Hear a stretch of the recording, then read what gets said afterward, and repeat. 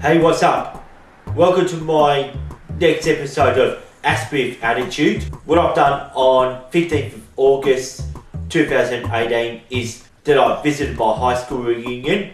The school I used to go to is situated in the eastern suburbs of Melbourne in Australia, called St Joseph's College in Ferntree Gully. And from 1993 up till 1998, that was the high school I used to go to. I'd like to begin the story that why did I first wasn't so keen on going to this reunion. Reason being is that I did have a lot of very bad experience going to this school when I used to get teased for the fact that I did have Asperger's syndromes.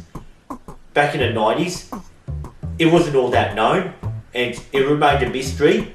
However it is though, I did display a lot of bizarre behaviours across the school grounds that did draw a lot of attention to students to actually tease me and curse me for acting a bit odd rather than trying to conform to the norm that's being amongst other neurotypical students at that school. And it was just really horrible. I didn't know how to communicate, I didn't know how to connect with friends, I had very bad speech, and I used to stutter a lot too back in those days. I used to get words mixed up, as I've explained back in episode 12. Yes, and it's just me, I'm not the only one that's actually going through these troubles. At the moment, it's still happening around the world in schools today. Me going back to that reunion, as I've said before, I wasn't really keen to go back there. But however it is though, I decided just to give it a try. When I did, actually it just made me feel good actually finally going back to the school. The school I went to was actually a lot different from my generation in the 90s. Just a lot's changed. I couldn't even recognise the school. There was a lot of familiarity. It was quite surreal actually being at the age of 38, 20 years in the future after graduating. Just going back to this school and seeing some of the students I spent time at school with. Yeah, we're just meant to have been friends, but we've never connected the social bond outside of school hours. Since I never knew how to communicate properly with other students and never knew how to interact properly. And it's just actually given me a chance to almost stepping back in time just to try again.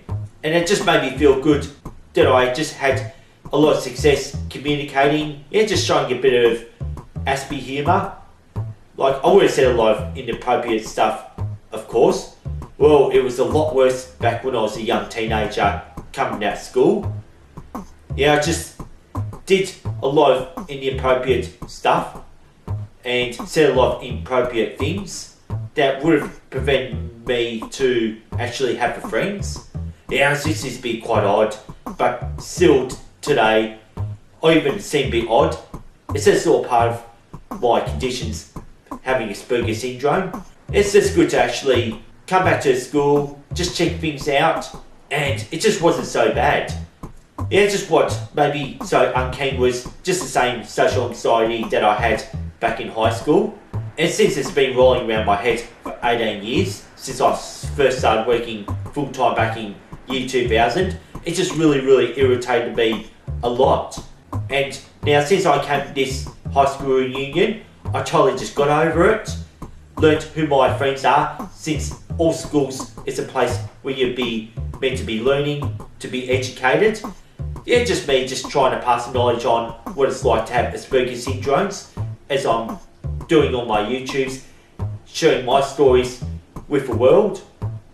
It was just great, seeing all familiar faces. And then afterwards, there was a pub nearby, and we spent an hour at a pub just having a bit of a talk, just trying to look back on all the memorable moments we had that made us laugh, made us remember our days growing up in this school.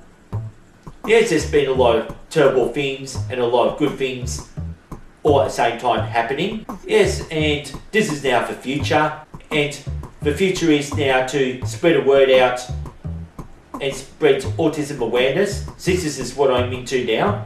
And I'd just like to also share it with schools.